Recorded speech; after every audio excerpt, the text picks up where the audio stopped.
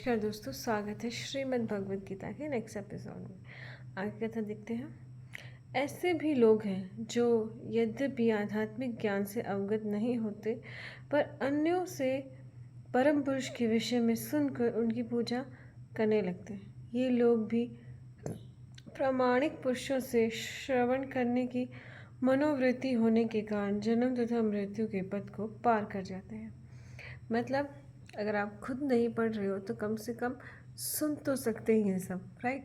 तो जो सुनेगा वो भी ईश्वर को प्राप्त कर लेगा और इस जन्म मरण के बंधन से छूट जाएगा, राइट। तो मतलब अब तो ये भी नहीं है कि अरे हमें तो आध्यात्मिक ज्ञान ही नहीं है। तो आध्यात्मिक वीडियोस हैं, आध्यात्मिक पुस्तकें हैं या आध्यात्मिक सेंटर्स हैं बहुत सारे, वहाँ जाइए, सुनिए उनके विचार और ईश्वर की पूजा करने लग जाइए, ईश्वर की भक्ति करने लग जाइए। और जैसे आप भक्ति करने लग जाएंगे बस पार ईश्वर मिल जाएंगे और जन्म मरण के बंधन से मुक्त। हे भरतवंशियों में श्रेष्ठ, यह जान लो कि चर तथा अचर जो भी तुम्हें अस्तित्व में दिख रहा है वह कर्म क्षेत्र तथा क्षेत्र के ज्ञाता का संयोग मात्र है। अब क्या बोल दिया इन्होंने? हे भरतवंशियों में श्रेष्ठ, मतलब सारे जितने भी भारतवंश हैं, भारत के वंश हैं, उत्पन्न हुए हैं, उनमें तुम श्रेष्ठ हो। क्यों? क्योंकि तुम्हें जिज्ञासा हुई है ज्ञान की। कई लोगों को तो जिज्ञासा ही नहीं होती है कि विज्ञान भी है, उसको भी पाना है, ईश्वर क्या है। जिज्ञासा ही नहीं है लोगों को। अब भोग में डूबे पड़े हैं बहुत ही, बस ऐसे ही, राइट। तो जिज्ञासा ही नहीं है उन्हें। अब मंदिर जाने की जिज्ञासा भी नहीं होती लोगों में।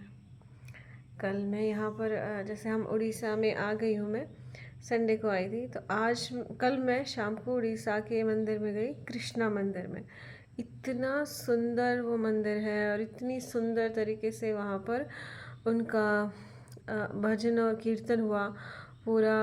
मतलब सब लोग खड़े होके मस्ती में भगवान का भजन कर रहे हैं, फिर भजन करते हुए परिक्रमा कर रहे हैं। एक नहीं, सारे जितने भी लोग वहाँ पे प्रेजेंट हैं। और मतलब 4-5 पुजारियों का ग्रुप था। कोई मृदंग बजा रहा है, कोई वो ताल होती ना वैसे वो बजा रहा है। तो इस तरह से इतना सुंदर वो लगा। मतलब पूरा 40 to 45 मिनट्स वो चला। परिक्रमा कर रहे हैं, फिर बाहर की है जगन्नाथ भी जी भी थे उसी मंदिर में, तो सबको स्थापित कर रखा था। और मतलब बहुत सुंदर, बहुत, मतलब इतना सुंदर तरीके से आरती मैंने आज तक नहीं सुनी थी। तो बहुत ही एंजॉय किया कल। तो वो जिज्ञासा है लोगों में कि हाँ, कि ईश्वर को भी पाना है, वो बहुत बड़ी चीज़ होती है, राइट। यह जान लो कि चर तथा अचर जो भी तुम्हें अस्तित्व में दिख रहा है, जितने भी चर हैं, अचर हैं, जीव हैं, जो भी तुम्हें दिख रहा है वह कर्म क्षेत्र है और अक्षेत्र के ज्ञाता का संयोग मात्र है। कि भाई जिसने सृष्टि रची है और क्या रची है, उन सब का संयोग हो रहा है। वो चर अचर जितनी भी चीज़ें हैं, राइट। जैसे हम हैं, हमें ईश्वर का अंग है, ये पृथ्वी है, सब इनका अंग है। तो वो आपस में जब कार्यकलाप कर रहे हैं, उन नक्षत्रों को यूज़ कर रहे हैं, उन चीज़ों को यूज़ कर रहे हैं, मतलब वो कर्म क्षेत्र है। और उसके जो ज्ञाता है उसका संयोग है कि भाई वो उसको देख रहा है, वो उसको देख रहे हैं। प्रकृति आपस में, मनुष्य और प्रकृति आपस में मिल रहे हैं, किस कारण? ईश्वर के कारण। तो ये तो सिर्फ संयोग मात्र है कि आप इस चीज़ को देख पा रहे हैं। और ईश्वर तो, उसको जानना है तो वो बहुत ही, मतलब आगे की चीज़ें हैं उसमें कि क्या क्या है, वो तो हम अनुमान भी नहीं लगा सकते। और ये तो चलो हमारे से आगे जितने अच्छे ऋषि हुए, श्री कृष्ण जी ने अवतार लिया, तो इन सब ने हमें ये ज्ञान दे दिया, तो हम इस ज्ञान को समझ पा रहे हैं, राइट। जैसे एक छोटा बच्चा है, वो फर्स्ट क्लास में जाता है, तो उसके लिए फर्स्ट क्लास का ज्ञान ही कितना बड़ा होता है। बाबा रे, इतना ज्ञान, इतने सारे सब्जेक्ट पढ़ेंगे। फिर हम धीरे धीरे चले गए और हर क्लास में हम बढ़ रहे हैं, तो उस चीज़ का वो हो रहा है, राइट। तो इस तरह से और जब हम पीएचडी कर लेते हैं तो पीएचडी होने के बाद जो ज्ञान हमें प्राप्त होता है वो हमें लगता है बाबा रे कितना ज्ञान हो गया। तो अभी हमें कम ज्ञान है, ये बस ये जो हम सृष्टि देख रहे हैं, खुद को देख रहे हैं, इसका ये तो सिर्फ संयोग मात्र छोटा सा ज्ञान है। जब हम उसको ज़्यादा जानेंगे वो तो बहुत ही बड़ा ज्ञान है, राइट। आगे देखते हैं। जो परमात्मा को समस्त शरीरों में आत्मा के साथ देखता है और जो यह समझता है कि इस नश्वर शरीर के भीतर न तो आत्मा न ही परमात्मा कभी भी विनिष्ट नहीं होता, वही वास्तव में देखता है, राइट। क्या बोल रहे हैं? जो परमात्मा को समस्त शरीरों में आत्मा के साथ देखता है। अब जितने भी शरीर हैं, जितने भी लोग हैं, उसमें हमें पता है कि भाई जो जिंदा लोग हैं उन सब में आत्मा है, और उस आत्मा को अगर हमने परमात्मा की तरह देखना स्टार्ट कर दिया। अब मैं ये देखूँ कि भाई सारे जितने लोग हैं उसमें सब में परमात्मा, इतने सारे भगवान एकदम आ गए मेरे सामने। अब मेरे बच्चे हैं, मेरे माँ बाप हैं, वो इतने मतलब 4-5 लोग हैं, 4-5 भगवान मेरे साथ बैठे हैं, तो कितना अच्छा महसूस होएगा हमें। तो वही हमें करना है। जो ये समझता है कि इस नश्वर शरीर के भीतर न तो आत्मा है न ही परमात्मा कभी भी विनिष्ट नहीं होता, वही वास्तव में देखता है। तो हमें ये देखना होगा कि जो शरीर है उसमें आत्मा है और जो परमात्मा है कभी भी विनिष्ट नहीं होता है, राइट। तो ऐसे हमें उस चीज़ को देखना पड़ेगा। जो व्यक्ति परमात्मा को सर्वत्र तथा प्रत्येक जीव में समान रूप से वर्तमान देखता है वह अपने मन के द्वारा अपने आप को भ्रष्ट नहीं करता। इस प्रकार वह दिव्य गंतव्य को प्राप्त करता है। कहने का क्या मतलब है कि भाई जिसने सबके अंदर ईश्वर को देख लिया या ईश्वर को ऐसे मान लिया कि सब में परमात्मा है, वो अपने आप को भ्रष्ट करने से रोक लेता है। भ्रष्ट करने का क्या मतलब है? अपने आप को पाप करने से बचा लेता है। अब हम पाप कब करते हैं?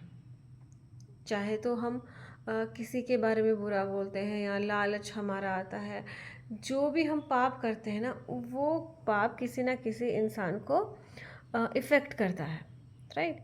या उसके साथ जैसे हम लालच करेंगे तो दूसरों का धन हड़प रहे हैं, किसी को गाली दे रहे हैं, मार रहे हैं, या फिर हम अगर वस्तुओं को भी ज़्यादा यूज़ कर रहे हैं, जैसे अब हमने प्रकृति में बहुत सारी चीज़ें हैं उसको यूज़ कर लिया, तो मतलब हमारे आगे जो आने वाली पीढ़ी है उसके संसाधनों को हमने कम कर लिया, तो वो भी पाप है, राइट। उनके संसाधनों को कम करके भी हम पाप कर रहे हैं।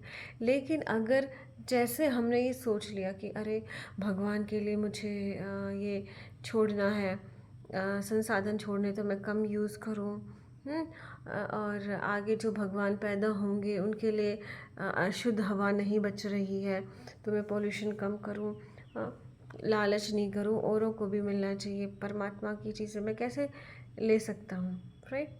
तो ये सारी चीज़ें जब हम सोचते हैं कि हर जीव में परमात्मा है, आने वाले जो पैदा होंगे आगे जब सालों में उन वो परमात्मा है, तो उन सब के लिए हम सोचना स्टार्ट कर देंगे, और जो हमारे व्यवहार है, हमारे जो कार्य हैं, वो ईश्वर में हो जाएंगे, परमात्मा में हो जाएंगे, राइट। तो भ्रष्ट नहीं करता है और इस प्रकार वह दिव्य गंतव्य को प्राप्त करता है। तो उसके जो जितने भी कर्म है वो सब दिव्य बन जाते हैं कि भाई जैसे बोलते बिना अरे भगवान के लिए कुछ दे दे बाबा, राइट। तो भगवान के लिए कुछ कर लो। हम अगर हम ये सोचेंगे कि हर कार्य मैं ईश्वर के लिए कर रही हूँ, तो वो गलत कार्य तो नहीं करेंगे ईश्वर के लिए हम, तो वो चीज़ें हमारी दिव्य बन जाएंगी, राइट। जो यह देखता है कि सारे कार्य ईश्वर द्वारा संपन्न किए जाते हैं जिसकी उत्पत्ति प्रकृति से हुई है, और जो देखता है कि आत्मा कुछ भी नहीं करता, वही यथार्थ में देखता है। देखिए जब हम ये देखने लग जाते हैं कि अरे मैंने किया, मैंने ये कर दिया, मैंने वो कर दिया, नहीं, हमें क्या सोचना है, ईश्वर ने कर दिया, ईश्वर ने हमें ये कार्य करवाया, ईश्वर ने हमें इतनी हिम्मत दी है कि हम ये कार्य कर पा रहे हैं। तो हमेशा अपने अंदर ये ग्रेटिट्यूड ला के रखना, ये आभार व्यक्त करना है कि ईश्वर ने आज मुझे इतना अच्छा ज्ञान दिया है तो मैं वीडियो बना पा रही हूँ। ईश्वर ने मुझे इतनी अच्छी मेरे लिए सृष्टि बनाई जिसे मैं इंजॉय कर पा रही हूँ। इतना अच्छा शरीर मुझे दिया ईश्वर ने, जिससे मैं सुख पा रही हूँ। मेरे माँ बाप को बनाया ईश्वर ने। तो हर तरह से हमें ग्रेटिट्यूड फील करना है। और जब हम ये ग्रेटिट्यूड फील करने लग जाते हैं तो क्या होता है, हम यथार्थ में देख रहे हैं कि हाँ भाई, नहीं तो हम देखते नहीं। जैसे हम आँखों से कुछ देखते हैं और मन में कुछ सोचते रहें तो जो सामने होता है वो धुंधला हो जाता है। तो इसका मतलब क्या है, हम आँखों से नहीं, हम अपने दिमाग और आँखों के दोनों कॉम्बिनेशन से देख रहे हैं। लेकिन हम ये भूल जाते हैं कि फिर हम करने लग जाते हैं कि अरे नहीं नहीं मैंने किया है। हम ये भूल जाते हैं कि ये जो कार्य, इतना महान कार्य मैंने किया है, ये ईश्वर की प्रेरणा से ही मैं कर रही हूँ। तो वो चीज़ हमें हमेशा याद रखनी है। वो चीज़ हमें याद रख ली तो फिर सफल जीवन। राइट। तो आज के लिए इतना ही। बहुत बहुत धन्यवाद।